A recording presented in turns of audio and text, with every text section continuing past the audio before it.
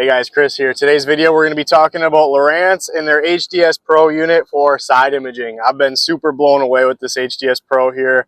It's my first year running Lowrance, and I was a little leery to switch brands, and I've been super impressed with this unit. So I'm going to go over some settings on how I get the images that I do. Stay tuned. All right, so I'm out here on this rock flat, 16 to maybe 20 feet of water. Currently, I am in 455 kilohertz chirp. My contrast is on auto. One thing I've found super awesome about this Lowrance unit is how easy it is to dial in. So if we want to brighten that image up a little bit, you can just go up one or two, sometimes maybe down two. Just kind of dial it in where you think you can pick things out the best. Super easy to dial in. I'm going to leave it on auto right now. 455 kilohertz. I'm going to run that on wider ranges, so 100, 120 feet. Super happy with that picture. Look at that right there. Awesome boulder. I'll waypoint that.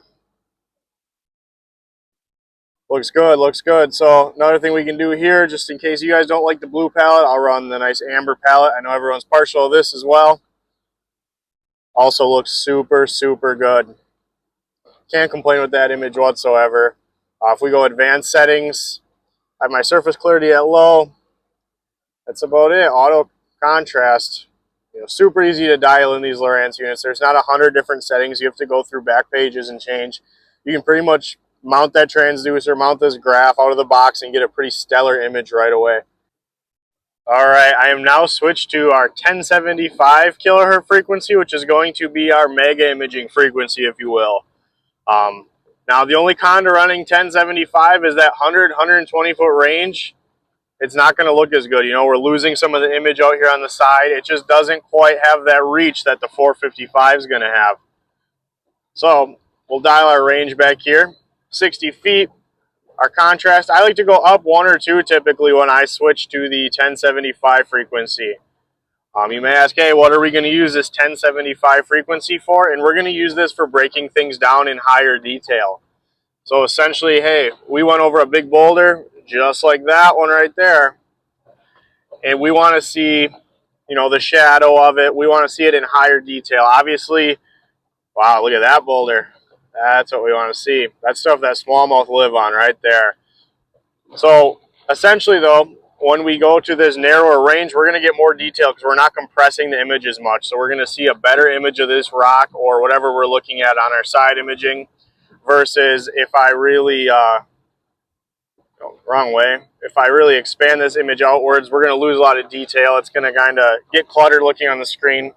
And the 1075, the 1075 essentially is going to just give you higher detail. So it's not going to penetrate as deep in the water column. You're not going to be able to run the 1075 out past, like, say maybe 40 feet of water. But if you're running it 25, 30 feet or even shallower, on a narrower range, you're going to get the best detail of that 1075. So yep, say we go across a field of boulders, we waypoint it on our 455 kilohertz option.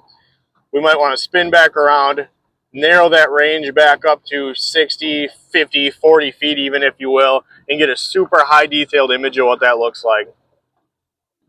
So while we're on the 1075 setting, I'll give you guys a couple different looks at different color palettes.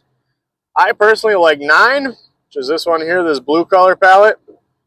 Certain days this stands out to my eyes super well. This is what I run most of the time. And certain days this amberish brown color just kind of looks better. It's all personal preference on this. But, there's a handful of other palettes on here. You got this sea foam kind of color. The white and gray, which is a sneaky one. I just can't get myself used to it. But this will really highlight hard bottom well for you. This dark red one, a green one, another amber. All kinds of different ones you can mess with here. 9 and 10 are definitely my go-tos. Again, though, all personal preference. All right, guys, hope you enjoyed this video. Just a quick breakdown of my Lowrance HDS 10 Pro. This is a 3-in-1 HD transducer on there. It's their newest one as of right now. We're in June of 2025. Who knows what they'll come out with next, but this is definitely competitive stuff with some of the other leaders on the market. Like I said, I used to run a Humminbird. I was leery to switch to Lowrance just because of how good Humminbird side imaging was. And frankly, halfway through a year right now, I feel like I've lost nothing. the side imaging on this Lowrance is top of the line yet. I can pick out fish, I can pick out boulders, and it just does its job super well. So if you're skeptical and interested in a Lowrance unit, yeah, definitely pull the trigger on one. I've been super happy with mine thus far. If you enjoyed this video, be sure to like, comment, subscribe. Thank you for watching. See ya.